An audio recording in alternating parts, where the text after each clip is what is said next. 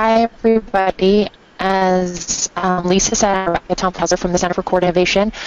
Our office provides training and technical assistance with funding from the Office of Violence Against Women to jurisdictions who are interested in enhancing their court response to domestic violence. Additionally, I actually live in Vermont, and I have a contract there with the Vermont Council on Domestic Violence, and I am responsible for the certification process for the Better Intervention Programs, or as we've recently renamed them, the Domestic Violence Accountability Programs in the state of Vermont. So when we talk about accountability and innovative strategies for courts, I think it's important to start thinking about what access to justice means to the litigants who are coming into our court doors. Here's an example of what, in someone's best effort, they came up with a Afghanistan sustainability plan that looks like this, and you can imagine all these arrows and color-coded agencies doing all different types of things. And I think it's a good example of how we in our various disciplines have worked really hard to come up with policies and protocols to enhance our response to domestic violence. But if we're not working together, in many ways, it really limits our ability to provide justice to the litigants coming through the courthouse doors. So how can courts respond? Just to give you a little bit of a background, I know that you have domestic violence courts in some jurisdictions in New Mexico, but there are about 150 domestic violence courts internationally. They're in many of the United States, and they're very different models. So there's criminal models, there are civil models, there are teen domestic violence courts, there's intimate partner sexual assault courts, and then there's integrated, where one judge would hear the cases that are both criminal and civil when they, it's kind of a one judge, one family model. Just to give you a little quick snapshot, our office, as I said, works with the Office of Violence Against Women. We often work closely with Jim Henderson on this Justice for Families grant, and you can see those little houses there are actually domestic violence court projects that are funded by the Office of Violence Against Women. So when courts were thinking about how to enhance their response, they realized they want to enhance domestic defendant accountability and victim safety. They want to work towards better collaboration and reducing a lot of these overlaps and inconsistent responses that were happening in the court beforehand.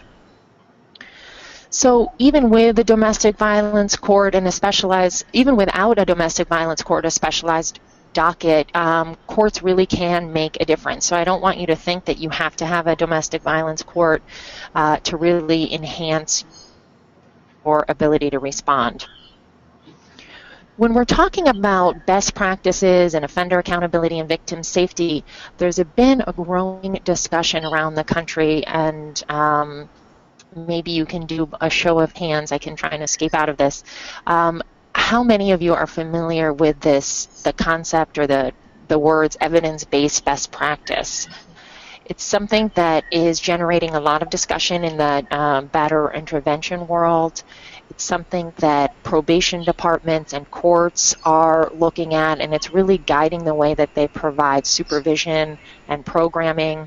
It's guiding the way courts make decisions about certain things or where they're kind of putting their money. So it's certainly impacting how various agencies are doing their jobs. And I thought it would be important for us to think about accountability and victim safety within this larger context and talk a little bit about what the research says is most effective. So again, when we're talking about evidence-based best practice, for the most part, we're talking about this growing body of research that is telling us what is working with criminal defendants. And the bulk of this research was not done on domestic violence offenders per se. It's coming from the general kind of criminogenic research. But really interesting to see as we go through this is that domestic violence courts have been doing a lot of things and implementing certain strategies that have been found to work with the general criminal population, and I think it's really great for us to see where we can maybe strengthen our response and give ourselves a pat on the back where we've been doing some good things. So there are some general pillars where the research has been focused. Those are on assessment, treatment, deterrence, procedural fairness, and collaboration. And you'll hear me use the words reduce recidivism a lot, and that's really coming from this growing body of research that's talking about what's working to reduce recidivism. We know in domestic violence cases, reducing recidivism is maybe one thing that we want to look at. We know a lot of domestic violence offenders may never get arrested again, but that doesn't mean that they've stopped using coercive control. So again, I want to frame this discussion and remind us that we're taking this research from other contexts, but I think it's important for us to begin to use this language since it really is influencing so many of our criminal justice stakeholders. So when we're talking about assessment, we're really talking about assessing for a defendant's their risks and what their needs are. And you'll see on the on my far left, the central 8 criminogenic factors. Again, this is coming from the research of what makes a defendant more at risk for committing another crime, and you can see what those 8 are. Many of them probably look familiar to our domestic violence population. So a history of criminal behavior, that has been found to actually be both a lethality and a recidivism factor for DV offenders. Criminal thinking, I think a lot of our DV offenders have that. That's kind of a distrust of the criminal system, thinking, well, I'm going to get arrested anyway, surrounding themselves with similar peers who have kind of antisocial beliefs and attitudes that crime is okay or violence is okay in certain contexts. Substance abuse, again, not be an excuse for the use of coercive control or violence, but many of the defendants I know in Vermont that are going through the criminal justice system and ending up in batterer programs really are facing real and severe substance abuse problems or have recently recovered, especially with the heroin epidemic. So when you compare those factors to what we know are the DV-specific risk factors, the DV-specific risk factors have been broken out in the research to fall into 2 categories. This risk of reassault or recidivism, and then the risk of lethality or, is this victim in front of us someone who is at a high risk for being killed by his or her intimate partner, or is this defendant in front of us, or this person who's been referred to our batterer program, someone who is at high risk for either reassaulting, reoffending, or using lethal force against their partner or ex-partner. So many of you may be using certain risk assessments already, and what we've been seeing is that domestic violence, what courts can do in domestic violence cases is really get a better understanding of who in their community is using screening tools or assessments, and what are they screening for. So probation most often is using some kind of general risk assessment to get to those kind of central 8 factors, but maybe some of your victim advocates are using Jackie Campbell's lethality assessment. Maybe probation's using both a general criminogenic tool and a DV-specific tool. That's happening in several jurisdictions around the country. Again, what information can be shared with whom? Oftentimes, courts, I think, feel bound by statute, bound by the legal ramifications of being impartial. So they often don't have information in front of them that might be helpful for them to make more nuanced decisions around bail, around conditions of protective orders. So thinking who is doing risk assessment in your community, how can that information be shared among the stakeholders, and then what information can really be shared safely and ethically with the court. How can you use compliance calendaring that is informed by risk? So maybe higher risk offenders, you might want to bring them into court more. And how can we ensure coordination of victim services that really respond to the specific risks of this potential risks that offender presents. And let me just go back for 1 second. So before I go on, you know, as I said, I live up in Vermont, and I've been working with the state of Vermont and the Department of Corrections there to think about evidence-based strategies to enhance their ability to supervise and provide programming for defendants. And one of the things they have done is, in the past year, they were trained on the Domestic Violence Severity Instrument, revised, which is a 11-question risk assessment tool that's been validated to accurately predict for the risk of recidivism. And they're using that to inform their decisions around supervision and programming. So that's just one example. Many other courts and stakeholders are using these domestic violence specific risk assessments to inform decisions. Many courts are looking at risk guides or bench guides for judges so that they have a better understanding of risk of recidivism and lethality to help inform decisions that they make around bail, pre-sentence reporting, all those types of things. So once we've assessed for risk, the next thing to be thinking about is treatment or programming. And again, the literature on evidence-based best practice is coming generally from, as I said, this general criminal population. So they're using the words treatment. When we think about domestic violence offenders, normally we're talking about some kind of programming versus a mental health treatment approach. So that's where I have both those words there. But what the research shows us is that we need to understand the risk and the needs of the offenders in front of us or the defendants, and really match any type of programming or intervention that would most meet those needs. Again, when we're thinking about risk, we want to apply an appropriate level of programming, or as they say in the evidence-based practice world, dosage. And then needs, you know, are there other needs that impact an offender's ability to comply with the programming requirements, and how can we work to make sure that programming addresses some of those needs? So when we think about how courts and stakeholders can work to implement some of these strategies, what's been happening around the country is there's been a larger discussion, and I don't know how many of you are on the Aquila listserv that, you know, raises a lot of questions about better intervention programming. But the question of the research shows that cognitive behavioral therapies, when applied to the general criminogenic population, seem to work and have the best outcomes in terms of reducing recidivism.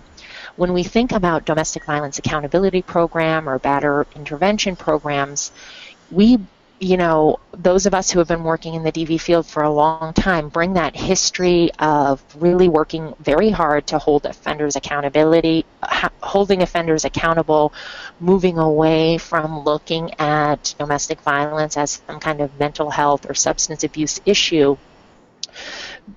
So we want to really hold that and balance that with what the research says around cognitive behavioral approaches. And there are several jurisdictions that are piloting or have been working on implementing domestic violence accountability program that's really rooted in a framework of coercive control, but applying some cognitive behavioral approaches, so working on skill building, conflict resolution, and targeting some of these other needs and risks such as substance abuse, criminal thinking, those types of things, and seeing if when they target multiple risks and needs, in addition to being grounded in an understanding of coercive control, whether that has a better outcome than a traditional educational domestic violence program. I think what we don't want to lose track of is the importance and the historical legacy of the Duluth model and other models that are really rooted in a coordinated community response. And we'll talk in a little bit about the importance of collaboration. So thinking about, are there ways to have programming or new ways of thinking about programming that would include some of this cognitive behavioral approaches? One thing that Jim, I don't know if he was able to talk about this, but I think one of the great things that they were able to do in Ann Arbor when he was there, when the domestic violence court was starting up, was having the batterer intervention programs and other mandated program providers come and present information at planning meetings, kind of vetting the program so that all the stakeholders were aware of what the program rules were, if there was a contract, what that looked like, what the expectations were, so that there could be this kind of support. The court is able to hold offenders more accountable when they have a fuller understanding of what the expectations are. I know that, Jim, one of the questions was about parenting programs. Again, there are some programs out there and some courts that are referring to parenting with respect or parenting after violence programs. The Caring Dads curriculum is one example that's out of Canada that the research shows that program, which is a parenting program for abusive men who are fathers, did have some impact in the thinking and the actions of those defendants. So thinking about how not only on the criminal side when we refer to batterer programs, but on the civil side when we're maybe dealing with custody and parenting plans, civil protective orders, is there a way to refer to programming that addresses those needs as well? And using, again, if you're using a compliance calendar, using that compliance calendaring and sanctioning to really ensure that those offenders are getting the program that they need, are being and supporting those programs when they come back to you if a defendant has been non-compliant. So when we think about programming and our court response, one of the things that we want is reduce future violence. And the fancy word for that is deterrence. And there's a lot of research on kind of what strategies work to deter criminal behavior. So what can we do to keep this offender from repeating this type of violence? And there's three main things to be thinking about. One, from a court perspective, and with our stakeholders, how can we collaborate to have certainty so that there's a consequence for every action of non-compliance? How can we impose those sanctions quickly? And how can they be kind of serious enough to be undesirable, right? So having some kind of sanctioning matrix that follows along with every type of infraction. So it's a balancing act, and as we'll talk about in a little bit, it's really important to have collaboration when we're thinking about this, because we want everybody to understand, for instance, why it might not be the best idea to immediately send someone to jail. If we want them to finish the programming, if we want them to do, to hold kind of our hand over them and monitor them for a longer period of time, we might not want to send them to jail for the first infraction. But on the other hand, it might be perfectly appropriate to do that. And I know Jim, I'm sure, told you many amazing stories of how he was able to work both as a probation officer and as a batterer intervention program facilitator to really come up with strategies to hold the offender accountable over a course of time, and using some innovative sanctioning. So again, the implication is, and if those of you who are parents may understand this, that when you are not consistent, and if you're not imposing sanctions quickly, that can really undermine your ability to hold this offender accountable. And I think myself, I'm a parent of two boys, and I often fall prey to, using mixed and weak use of accountability strategies with my children, right? So threatening to take something away if they don't do it, and then, you know, you don't take the thing away, doesn't really help stop that type of behavior. So when we think about deterrence, it's very closely linked with accountability. And I think we use this word accountability all the time. Those of you who are writing grant reports, you know, it's one of our buzzwords. So I wanted to just take some time and talk a little bit about what we mean about accountability from a domestic violence perspective. Barbara Hart, one of our, you know, domestic violence gurus, really saying that, first of all, we need to be accountable to the battered women. And our accountability really has to outline specific strategies to avoid, you know, future violent behavior. When we look at Wikipedia, it's actually not that different, and I think this definition I like because it's thinking about both the personal accountability, so acknowledging and assuming responsibility, but it's also talking to all of us in our institutions that we need to create policies that really work to hold all of our agencies accountable. Again, when we think about institutional accountability, a lot of times we're thinking about blaming the other person. And I don't know if we have law enforcement in the room, but you know, often we're complaining about law enforcement because they're not writing good reports, or we're complaining about the prosecutors because they're, you know, entering into plea agreements, or we're complaining about the defense bar, or those pesky victim advocates with all their confidentiality, right? And so I think institutional accountability, instead of finger pointing, it's really bringing everyone to the table to really understand our roles and how we can support one another in holding these offenders accountable, in applying swift and certain sanctions, enhancing victim safety. Our office has done some national surveys of domestic violence courts and asked them about accountability, and you can see that many of them said that they had reporting protocols with programs so that they were getting reports, and judicial monitoring. 62% of the courts that responded said that they did have some kind of compliance monitoring. What we did find out, though, is that that monitoring wasn't happening quickly. So again, when you think back to what works to enhance deterrence, the courts weren't holding, they weren't working very swiftly to have those judicial monitoring things. When there was non-compliance, they weren't really having a calendar, a recalendering those cases very quickly. And many of them didn't have written protocols, so there was no kind of institutional knowledge about what the expectations were on compliance reporting. California had a similar situation. Their law mandates a 52-week batterer program, but you can see that when they went to audit the programs, only half of the offenders completed the program. Many of them had significant non-compliance, and the courts really did not have a good sense of what was happening in terms of compliance or non-compliance.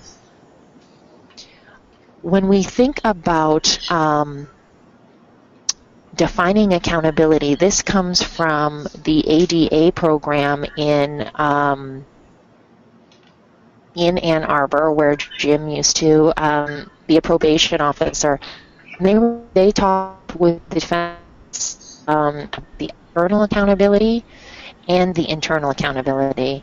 And I think this is their definition, and I think this is a great definition for a batterer program to have, and something for them to be working with their participants on. So actions toward or involving others that reflect the integrity of the person you want to be. So thinking both about the outward accountability and the internal accountability. And you can see they have the different domains where the me person is the participant in the batterer program. They have the bases of accountability, so their programming is centered in accountability and moves a participant through these different bases. And this, again, is from Jim directly. how is accountability related to victim safety? It really should be about victim safety at its core.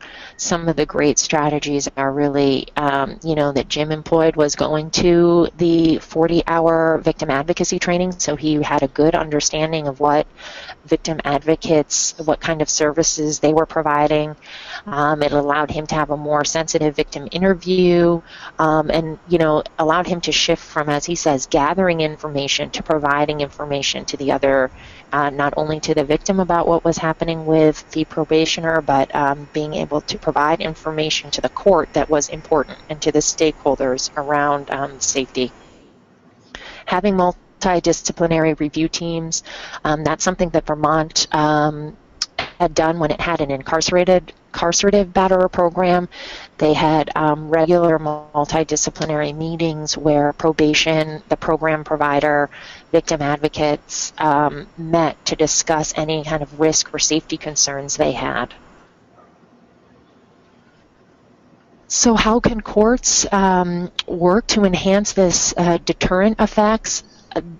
They do this in many different ways. It's really important to have the sense that the judge knows it all, so that the defendants in the room get a good sense that nothing is going to squeak by the judge. So that includes having really robust compliance reports with information that allows the judge to act on noncompliance, to provide that sanctioning, that swift and certain sanctioning. Setting up a courtroom that allows for scheduling of a compliance calendar. Oftentimes judges have non-compliant defendants go first to show the new folks in the court what might happen if you're non-compliant. Others have compliant offenders go first so that they can get in and out as a reward to them. Who's in the courtroom, making sure that you have the information as a judge that you need to respond to non-compliance. So is probation in the room? Is the program in the room? Are victim advocates in the room? And if they can't be in the room, how can you get that information to the judge? Jim, I'm sure told you some great creative sanctioning stories from Ann Arbor with a certain Mr. George. And I think really working collaboratively, the more you understand each other's roles, the more you understand the programming and the curriculum, the more you understand how probation works, you can work as maybe not as a team, but you can work together to provide, to come up with sanctioning recommendations that will really respond to the risks and the needs and the victim safety considerations. Many courts are working on enhancing their technology so that that compliance information can be shared immediately. In New York State, some probation departments are able to immediately upload compliance reports. Other places share that through SharePoint or other types of technology. Procedural fairness is really important, and what's interesting is that the research on procedural fairness shows that it's really important to establish fair and consistent procedures and treat offenders respectfully. It shows that this procedural fairness increases offender compliance with court orders. And one of the studies on this was done out in Minnesota, and it was done on civil protective order litigants. And those litigants or respondents, if they thought the process was fair, they were more likely to say they would comply with the court order, even if the order was issued against them. And they, in fact, did comply with that order at higher rates if they thought the process was fair. And what do we mean by fair? We mean that they had they felt that their voices were heard, they understood the process from start to finish, and they felt that they were being treated respectfully. So what are courts doing and how are they applying that strategy to domestic violence cases? Again, judicial demeanor and judicial leadership is important on this, but having a judge who, again, is treating all litigants with respect, it's a hard balancing act, I think, in domestic violence cases to hold offenders accountable and also let their voices be heard. I'm sure those of you who have been in court, oftentimes a domestic violence defendant might feel the need to tell the judge that it wasn't his or her fault, that the batterer program is horrible, this, that, and the other thing. So it's important to be able to balance allowing the defendant to be heard, but also not allowing any kind of the minimizing, denying, and blaming that so often happens. So using your compliance calendars, again, to consistently tell the defendant what is expected of him or her, having a calm courtroom environment. I was in one courtroom and we were working with that court as they transitioned to having a domestic violence compliance court, and one of the things they really needed to change was their day-to-day practice, where while the judge was hearing cases right up in the front well of the room, district attorneys were talking with defense attorneys, and there was a lot of chatter going on, so it was really hard to hear what was happening. And they realized that if they were going to have a domestic violence court and a compliance calendar, they really needed to have a very quiet environment so that the defendants had time to hear what was being told to them, that the judge could give a full allocution of what exactly was expected. What the research shows is that the more often and the more stakeholders that are giving the defendant the same message about the expectations, the exponentially that increases the offender's ability to comply with the court orders. So again, being consistent, having a full allocution. In Brattleboro, Vermont, the judge does an amazing job and actually has, they created a little stipulation to the facts form that the defendant signs and then takes to probation and takes to the batterer program to reduce the confusion that often happens when a defendant gets to a batterer program and has to admit responsibility, and they say, well, I just I pled guilty because my defense attorney told me to. I really didn't do it. They have this little stipulation where they agree upon what they're admitting and pleading to, and they can take that both to probation and to the batterer program. Collaboration. I should go back to procedural fairness and just talk a little bit about victim safety here. Again, most of the research on evidence-based practice, well, in fact, none of the research on evidence-based practice really talks about victim safety, again, because we're talking about the general criminal population. But I think our office, I think what's interesting is how procedural justice can impact a victim's understanding of what's happening with the court process, his or her inclination to use the court system again to apply for protective orders.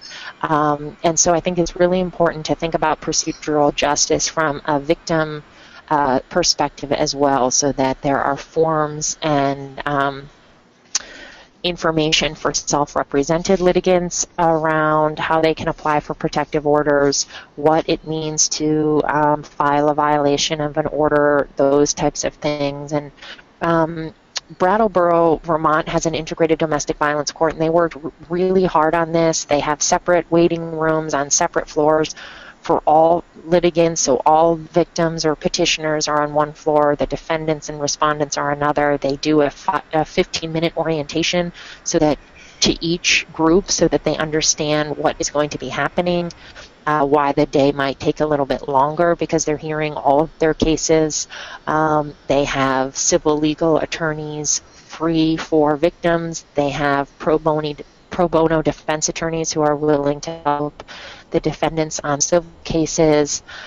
They have court officers who are constantly roaming around in the parking lot to make sure that nothing's happening out there. So they've worked really hard on this procedural justice issue, especially from a victim safety standpoint. So quickly, I want to just talk about collaboration with you all. It's something I think that is key to and is really grounded in the work that we do in domestic violence.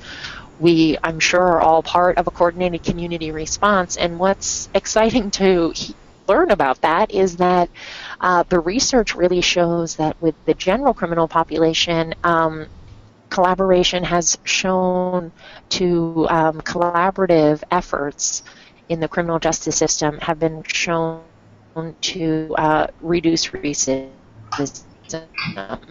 And by collaboration, we mean having meetings where we're getting the buy-in and participation of multiple criminal justice agencies, that you want the line staff, kind of the worker bees, as well as the policymakers at meetings.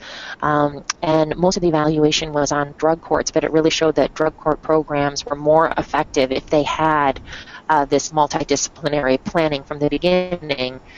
So, in the DV world, we're talking about the coordinated community response, using that Duluth model approach that's really looking at victim safety and offender accountability, making sure that there are these ongoing discussions between criminal and civil justice agencies on how we can close the gaps and really improve our response.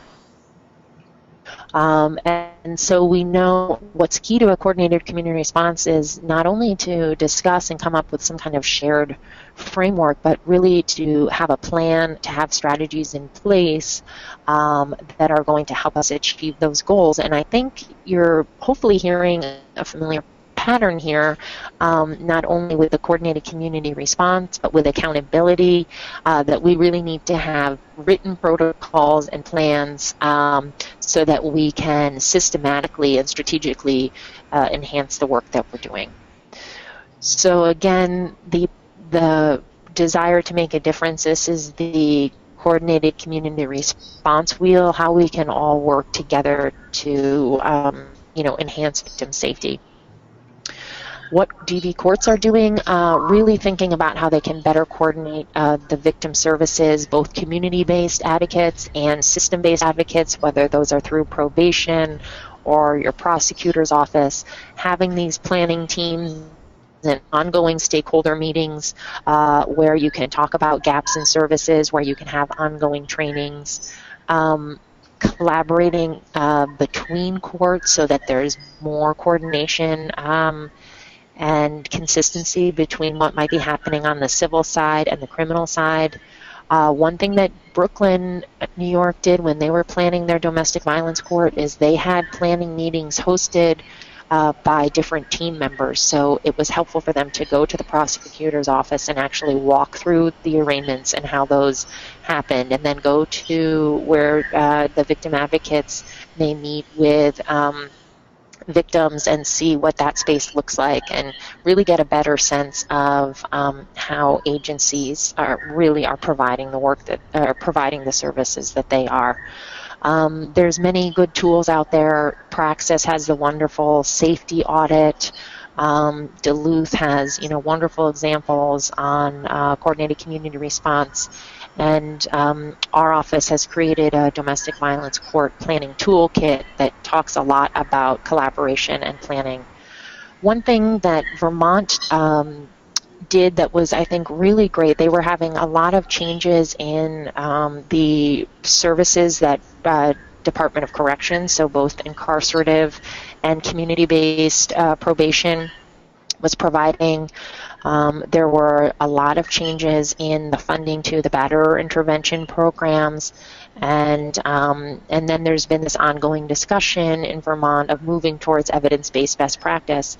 And so the Department of Corrections gave some funding to the Vermont Network, which is the statewide coalition, and the coalition partnered with the Center for Court Innovation, and we did a series of focus groups across the state, meeting with over 20 different organizations on what accountability meant, what was working, what was not working, and we created a report and some recommendations based on that then went back to the Vermont Council on Domestic Violence and was to very leadership in agencies, including the court and the Department of Corrections. And so I think I have sent a copy of that you can look at if you want to, but I think that was a great example of how there can be this institutional collaboration to really get a better sense of what is working and not working in our communities to keep victims safe and hold offenders accountable.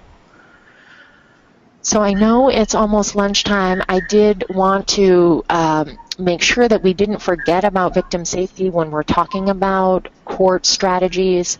And what many courts have done is really looked at the power and control wheel and thought about how, as a court, can they respond to the various pieces of this power and control wheel. So for instance, how can the court work with its stakeholders to respond to intimidation, having a safe waiting space, monitoring defendants. That includes doing training with court officers or your sheriff, whoever's providing security in your courthouse, so that they understand what may be happening in the courtroom and they can monitor that defendants for any intimidating behavior, and then seeking sanctions for all types of violations.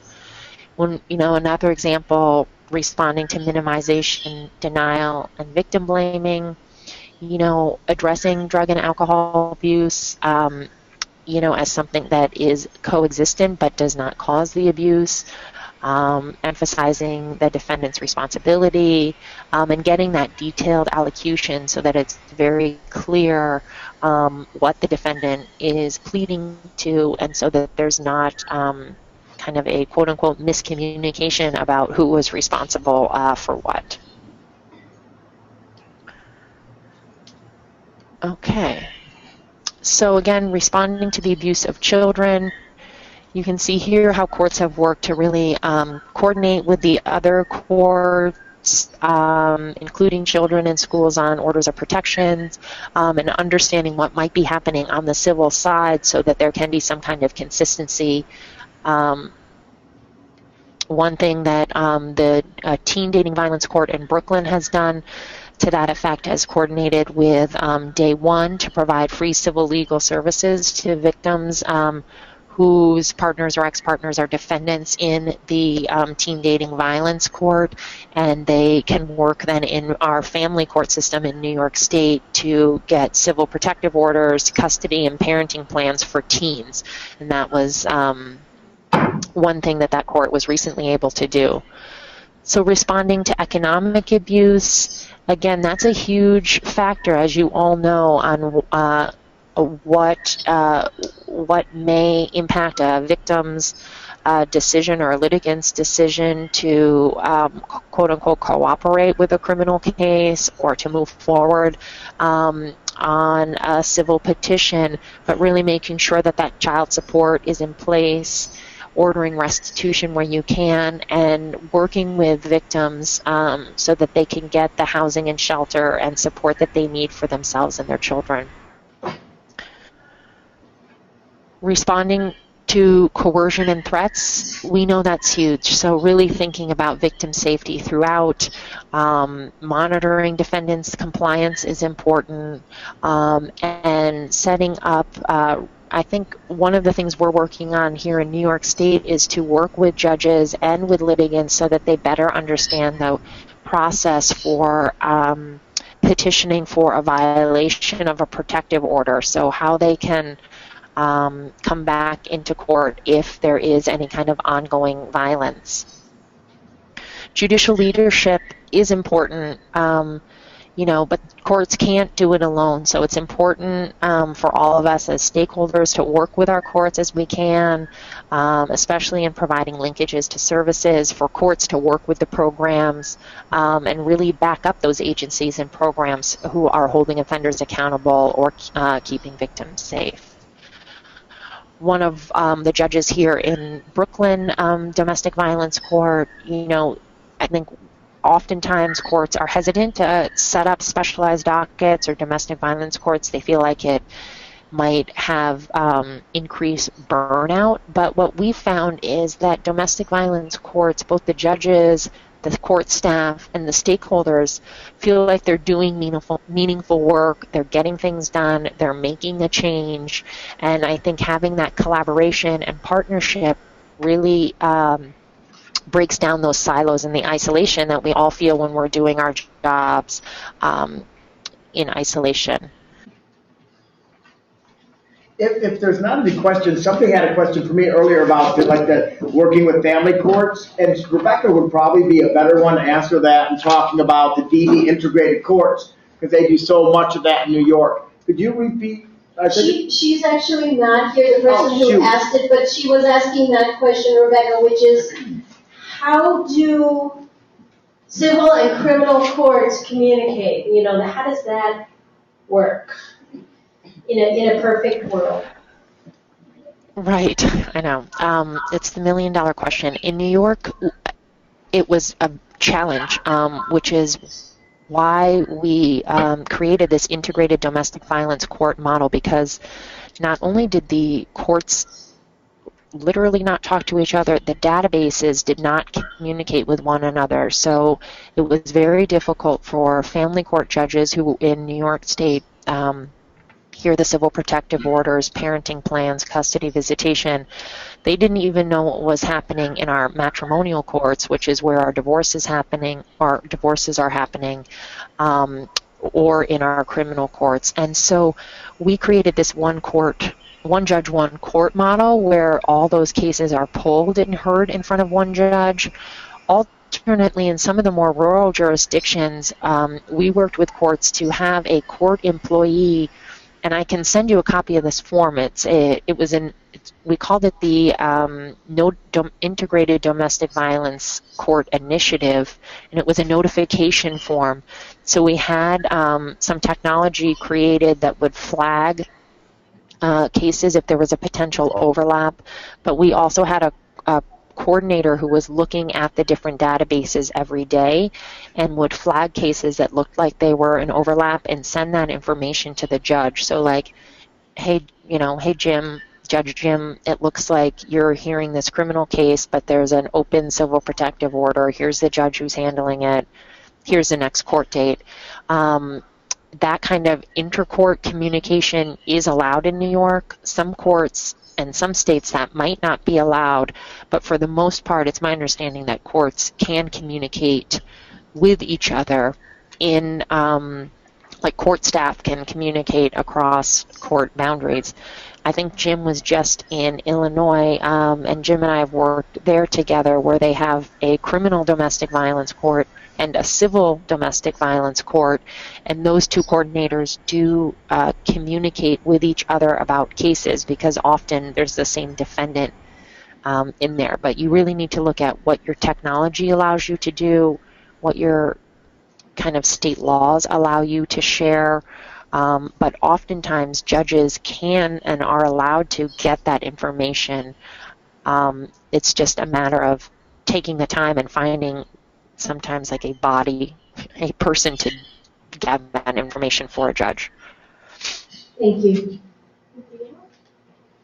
Just want to ask you something really quick. I understand that in many jurisdictions in New Mexico, that if somebody wants to petition for an order of protection, but there's an open custody case or a divorce, that judge or hearing officer can say no in the domestic violence realm because a civil custody case is open. I want you to go there and talk about your order of protection issues. And sometimes that's a victim safety issue because the docket as you probably can guess, in a civil custody case can be, months away. So do you have any recommendations about that specific practice? I am not as familiar with that. I can ask my colleague who has worked with some domestic violence courts in New Mexico and see if they have come up with any specific strategies for that. I don't know if that's like in statute that they're not allowed to or if that's practice, but if it's practice, that would certainly be something where it might make sense to, work together with your stakeholders and have a meeting with the judge to, talk about those victim safety concerns. They might think from their perspective, it would make sense for one judge to hear both of those cases, right, so that there'd be consistency, and they might not be thinking about delays or other victim safety considerations. So I don't know if it's a procedural thing or if it's a legal matter that, you know, another judge can't hear those cases. But I'll certainly ask my colleague.